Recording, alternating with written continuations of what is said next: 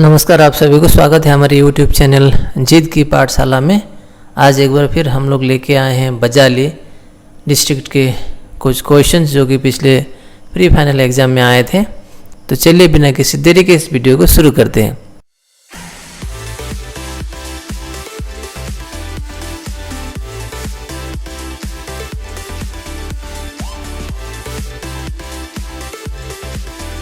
Question number 35. The number of permanent member states in the Security Council of the UNO is 5. 4 among these are Russia, China, Great Britain, USA. The fifth permanent member state is রাষ্ট্রসংঘৰ নিৰাপত্তা পৰিষদৰ স্থায়ী সদস্য ৰাষ্ট্ৰৰ সংখ্যা হ'ল 5।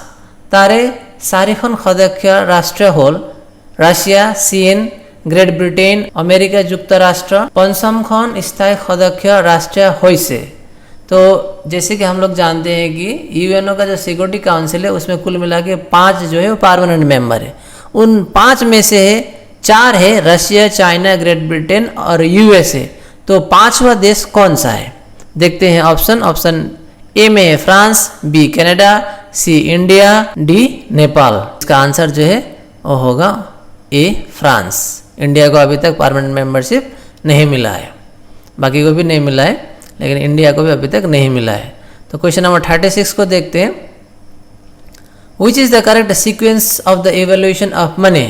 मुद्रार क्रम विकासर स्तर समूहर कुंटू क्रम खुद, यानी कि हम लोग जो अभी पैसा यूज कर रहे हैं वो 5वां स्टेज है। इससे पहले और 4 स्टेजेस थे, आपको पता होगा, जैसे कि बार्टर सिस्टम हुआ, एनिमल स्टैंडर्ड था, मेटेलिक, कॉइन, ये सब थे ना। उसके बाद पेपर मनी आया।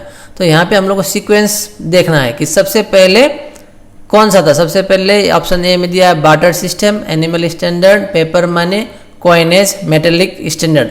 ये तो नहीं हुआ क्योंकि पेपर जो है वो लास्ट में होना होगा। सबसे पहले क्या था? बार्टर सिस्टम था। तो बार्टर सिस्टम कहाँ कहाँ पर है देखना होगा। ए में बार्टर सिस्टम पहला आ रहा है, बी में आ रहा है, सी में नहीं आ रहा है, डी में आ रहा है। सी जो ऑप्शन है वो तो आउट हो चुका है। सबसे पहले बार्टर आया, उसके बाद क्या था? उसके बाद एनिमल स्टैंडर्ड था। तो ए ऑप्शन में बार्टर सिस्टम के बाद एनिमल स्टैंडर्ड आ रहा है और डी में भी बार्टर सिस्टम के बाद में एनिमल स्टैंडर्ड आ रहा है। दोनों ऑप्शन में ही एक ऑप्शन क्या है? करेक्ट होगा। पहले बार्टर सिस्टम था, उसके बाद एनिमल आया, उसके बाद क्या था? मेटल था। ठीक है, यहाँ पे मेटल आ रहा है ऑप्शन नंबर डी में, लेकिन ए में पेपर आ रहा है। पेपर कहाँ होना चाहिए था? लास्ट में होना चाहिए था। तो ऑप्शन नंबर ए भी नहीं है, बी भी नहीं है, सी भी नहीं है। तो करेक्ट आंसर होगा क्या? डी। पहले क्या था? बार्टर सिस्टम आया, उसके बाद एनिमल स्टैंडर्ड आया, उसके बाद मेटेलिक स्टैंडर्ड आया, फिर कॉइनेज आया और लास्ट में क्या आया? पेपर मनी आया। विनिमय प्रथा, जंतुमान, अमुद्रित धातुमान, धातु मुद्रा और कागजी मुद्रा। Option number D is the correct answer. Question number 37 को देखते हैं। Which of the following is are not a characteristic of money? तলত उल्लेखित कोनटू কোনবোৰ মুদ্ৰাৰ বৈশিষ্ট্য নহয়? Option 1 money must have general acceptability, মুদ্ৰাৰ সাধাৰণ গ্ৰহণযোগ্যতা থাকিব লাগিব। Option 2 the supply of money remains fixed, মুদ্ৰাৰ যোগান সদায় একে থাকে। 3 মানি মাষ্ট হেভ লিকুইডিটি, মুদ্ৰাৰ তাৰল্য গুণ থাকিব। ऑप्शन दिया है 1, 2, 3 आर करेक्ट। 1, 2 यानी कि सब करेक्ट है। बी में दिया गया है ओनली 1 इज करेक्ट। सी में है 1, 3 आर करेक्ट। डी में है 2, 3 आर करेक्ट। तो इसका जो आंसर है ऑप्शन नंबर सी होगा, 1, 3 करेक्ट। क्वेश्चन नंबर 38 को देखते हैं। The headquarter of SIDBI is located in SIDBI. SIDBI और मुख्य कार्यालय अवस्थित मुंबई, लखनऊ, कोलकाता और दिल्ली। तो इसका राइट आंसर है option number B. Cheque is सेक हॉल एग। चेक क्या है? What is a cheque? Cheque है legal tender money, non legal tender money, fiat money, paper money. तो इसका आंसर क्या होगा? नॉन लीगल टेंडर मनी, क्योंकि बहुत लोग इसे मना भी कर सकते हैं। आप एक दुकान में जाइए और कुछ खा के चेक दे दीजिए, वो दुकानदार मना भी कर सकता है, लेकिन अगर आप पैसा देंगे तो वो मना नहीं कर सकता है। क्वेश्चन नंबर 40 को देखते हैं। Which of the following is not a function of reserve bank of India? तलर कोनटू भारतीय रिजर्व बैंक और कार्य নহয়? नीचे जितने भी ऑप्शंस दिए गए हैं इनमें से कौन सा फंक्शन रिजर्व बैंक का नहीं है? ए में है the reserve bank issues currency. ठीक है, रिजर्व बैंक का काम है पेपर करेंसी इश्यू करना। रिजर्व बैंक के कागजी मुद्रा छपा करे, यानी कि जितना भी पेपर मनी है वो कौन पब्लिश करता है, कौन प्रिंट करता है, रिजर्व बैंक। वो करेक्ट है, ऑप्शन नंबर ए करेक्ट है। बी में देखते हैं the reserve bank of India allocates fund directly to the farmers. भारतीय रिजर्व बैंक के प्रत्यक्ष भावे कृषि सकलक पूंजी जुगान धरे, यानी कि रिजर्व बैंक जो है इंडिया के फार्मर्स को डायरेक्टली क्या करता है, फंड देता है। ये बात तो सही नहीं है। सी में है the reserve bank is the banker's bank. Reserve bank होल बैंक समूहर बैंक। रिजर्व बैंक जो है इंडिया का बाकी बैंक का भी क्या है, बैंक है। ये बात भी सही है। और डी में है the reserve bank is the financier to the government. Reserve bank होल सरकार और वित्तर जुगान धरुता। ये बात भी सही है, क्योंकि जब भी जरूरत पड़े गवर्नमेंट को रिजर्व बैंक क्या करता है, फाइनेंस करता है। तो ए, सी और डी जो है करेक्ट है, सिर्फ बी जो है वो क्या है, इनकरेक्ट है। तो इसका आंसर होगा option number B. Question number 41 देखते हैं। Integration of the economy of a nation of the economics with the rest of the world is called.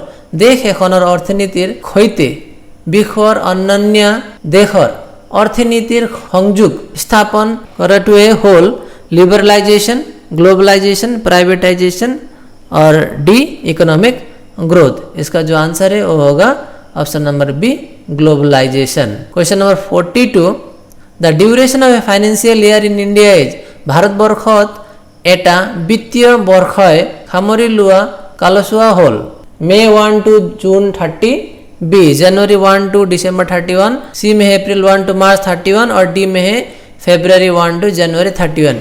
Bank का जो ईयर सिस्टम होता है कब से लेके कब तक होता है, जैसे कि हम लोग का साधारण तौर पे होता है जनवरी 1 से लेकर दिसंबर 31 तक। फाइनेंशियल सिस्टम में साल का पहला दिन होता है अप्रैल 1 और साल का लास्ट दिन होता है मार्च 31। क्वेश्चन नंबर 43 को देखते हैं।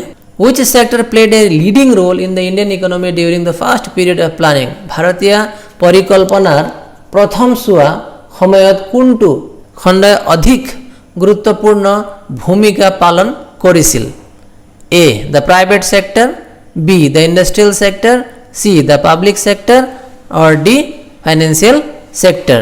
तो इसका जो आंसर है वो होगा option number C the public sector। Question number 44 The full form of NITI is। नीतिर संपूर्ण रूप टू होल national institution for transforming India. B में है national institute for transforming India, C में है national instruction for transforming India और डी में है national institution for transformation India. NITI का फुल फॉर्म है national institution for transforming India. तो ऑप्शन ए क्या है, करेक्ट आंसर है। तो देखते हैं बाजाले डिस्ट्रिक्ट का अंतिम question. Question number 45 which of the following is not an indicator of human development. तलर कोनटो मानव उन्नयनर सूचक নহয়? A literacy, B life expectancy, C per capita income और डी स्टैंडर्ड ऑफ लिविंग। इसका सही आंसर है option number C, per capita income. तो इसी के साथ बाजाली डिस्ट्रिक्ट के पिछले साल में आए गए प्री फाइनल एग्जाम के क्वेश्चन स्पेशली MCQs खत्म होते हैं। हम उम्मीद करते हैं इन वीडियो से आप लोगों को मदद मिल रहा होगा। Thank you very much for watching जीत की पाठशाला।